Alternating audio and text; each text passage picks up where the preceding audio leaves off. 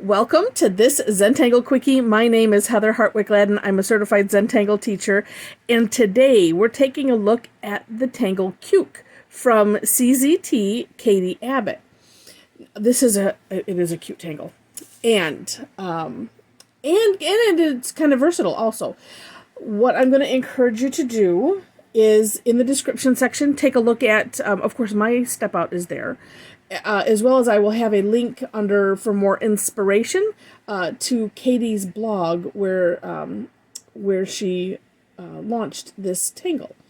Now, one thing that I did was I switched up her first two steps, and so you can do it whichever way works better for you. Also note, when you look at her blog, you can use this in other shapes. Okay, and I actually in the last box on my step out, I put it in. I just made like an amoeba type shape and stuck it in there. All right, so this one starts off. We're gonna do the whole orb thing. All right, so an orb, and and I didn't put this in mine, but what could help you also is if you want to kind of put a dot sort of in the middle. I mean, we're kind of making a peace sign here, really. We want to divide this into three sections. I had hoped that they would be a little bit more even, but they're not. And that doesn't matter. So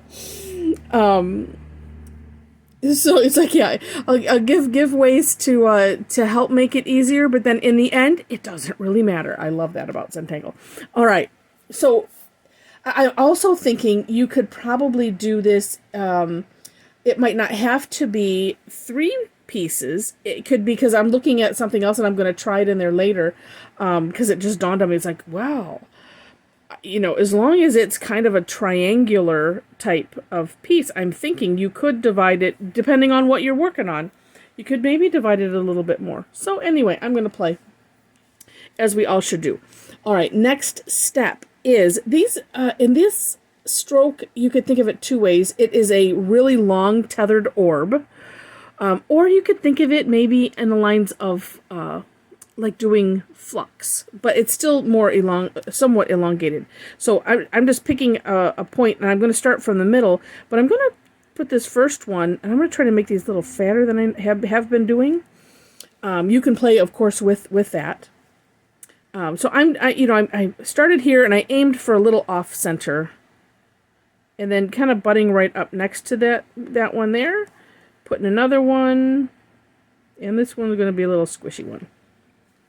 And then feel free, turn your tile so that way your hand is comfortable, and we're just going to fill this section with this shape.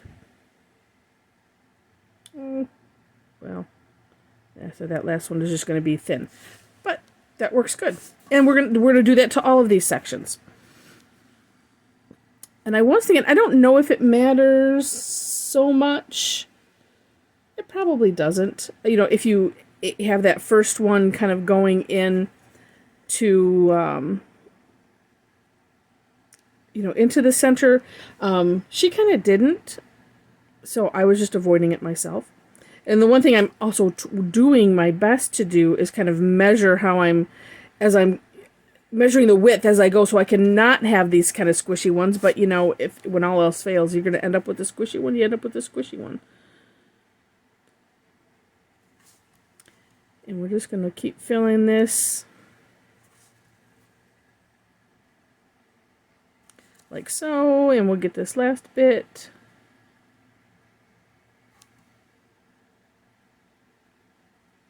And so you could also play with maybe how far apart they are. See, and then when I get to that last one, it's like, okay, we can make that one a little bit wider. And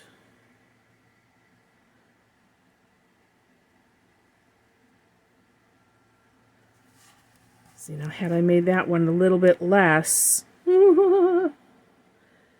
as I said, it's all okay in the end. And so there we go. Now, here's how she has it. Now I'm gonna dare say, just like everything Zentangle, we get to decide how, if you want to decorate the inside differently, then go right ahead. I'm just looking really quick. She does do some other shapes, and I have to look. Oh, and I think, let me just, while I have you here, there was someplace else that I saw. Oh, well, if I find it where it was, you know what? And it could be just a completely different tangle than I'm thinking of, because I was just enamored with a whole bunch at the same time.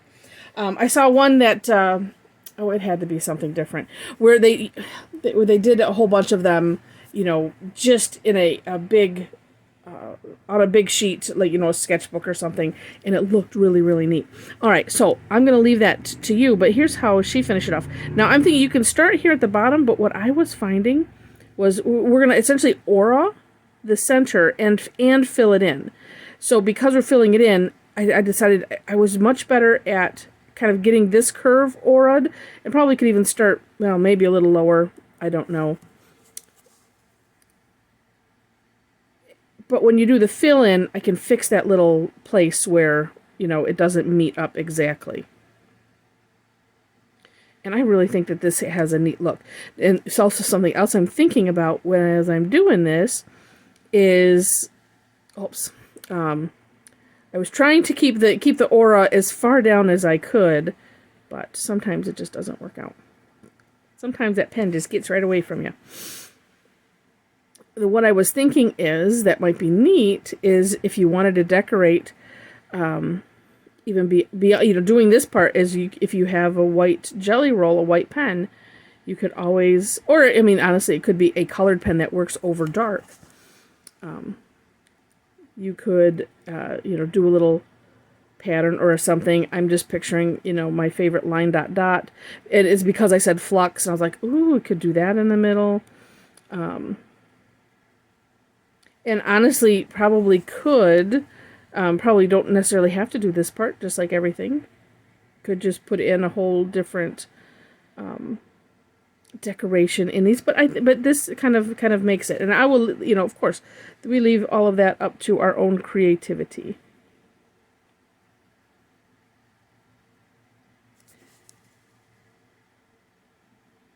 And then, yeah, it's usually these really thin ones, because what I was finding was that I was doing is, it was just getting too messy down here at the bottom. Like, I wasn't able to, I don't know why, quite get, like, starting here and then coming up. I was making too much of a mess, in my opinion, and it was frustrating me. So if something frustrates you, it's like, well, find a different way to do it. And this works out perfectly because, as I said, we, you know, if we're filling in, then we have that course correction. And as long as I'm erring on the side of being too narrow, you know, especially like with that little bump, like here, I was gonna say I can squish that out, that which makes no sense. I can move this section out as I'm filling in and reshape as you go. But the only thing is, you can only do more. You can only go out further. You can't go in. So I just thought, well, let's just do it this way, and that seemed to help me. So if that helps you, fantastic. All right, I'm going to push pause while I finish these, and then we will get to the steps after that. All right, be right back. And voila, here we are. Just like on the cooking shows. Oh my goodness. And it's done. All right, so really the only shading that was demonstrated, it wasn't really shading. It was more of filling in with the graphite in these spaces, and that's what I'm doing here now. And as you notice, I'm not really filling it all the way in. I'm just kind of putting some graphite in, because what I'm going to do is use my tortillon. And if you have one with a nice thin point, this one is not so thin, but it's working okay. Although I would work to kind of point my tip up into these little crevices instead of working the other way, because I want to avoid getting any graphite in those petals. Actually, it's really amazing how well, I mean, that's, like I said, that's not super thin. Where's my other? Oh, there it is. This one, well, it's getting a little beat up here. Okay, I had to push this one out with the with a paper clip. Ooh, get it under there so I can see. See, if you just unfurl one side, this is a big paper clip, and then you can push that tip out. Sometimes it works pretty good, sometimes it doesn't. A lot of times I leave, you could use a toothpick as well, but this way I could get more nicely into those little areas. And you see how neat it looks when we do this. We're making it all gray, and it just spreads it out so nice and evenly. So that also one reason why I didn't put a whole lot on is because, I didn't want it to be too dark. And so it just creates a really neat effect, just having the background be that gray, along with which makes the original tile color, which this one is white, even more stark than the outside. And then and then with black, it's a really, really neat. A neat combination, and it's nice in your tangles. So if you're doing a project, we'll say, where you're doing more than one tangle, it's nice to have a combination of ones like this that are, have, have almost equal parts of, white, gray, and black. So that way, or light, medium, and dark, you could say, because if you were using colors, and have them paired with things that are more, like this, that's just kind of light. It's just pretty much lined work, right? So it's nice to have things like that paired together. So with that, I hope you enjoyed. And then too, you could always, however you're doing this, you could go around the outside, and we could add, since I said it, let's just do it. We could add, because if you just really have the need to add more, or depending on what you're doing, we can make this, the whole thing pop. You could also darken, a section. So if you wanted to add, a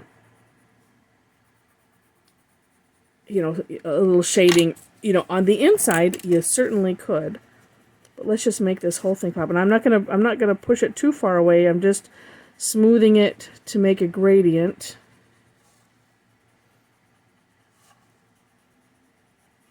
Now, of course, if you use this on some toned papers, you can have a lot of fun with the shading as well as the highlighting.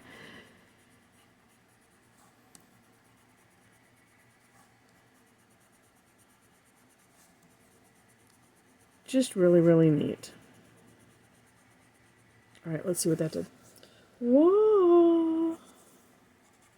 That just kind of makes it, well, let's see. It makes the whole thing kind of raise a little bit. It adds this neat glow to it. I'm almost thinking, if I wanted to do it, I might need to have, to make it look more rounded, might need to put a little graphite on the inside as well. But this still looks cool. And sometimes it's just, if you want to have something stand out from other things, if you're working on a project and you have other tangles next to it, this is a great way to do it, is just to add some dark graphite on the outside and smudge it out just a little bit. So, I hope you enjoyed. And I already mentioned the description box for the step outs.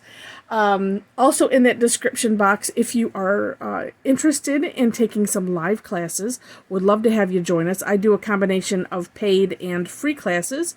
Every Thursday I do 2 sessions of free classes, so I call that Tangle Time. And so the information is on my website, as well as ways to follow me on the sites that I post the classes. And then, also, if you enjoyed the video enough to see more, first, I would love to have click on the thumbs up, give us a like, but would love to have you as a subscriber if you liked it enough to see more. I do post about once a day, or once a day for sure, and then sometimes it might be more than once, just depending. And, when you do that, make sure that you click the notification bell next to it so you can tell YouTube how you want to be notified, if you want to be notified at all. All right, and I should not limit it to YouTube, because I might be posting these on other platforms, but for YouTube, that's what you want to make sure to do. All right, so with that, thank you so much for watching. I really, really appreciate your viewing this, and I wish you happy tangling.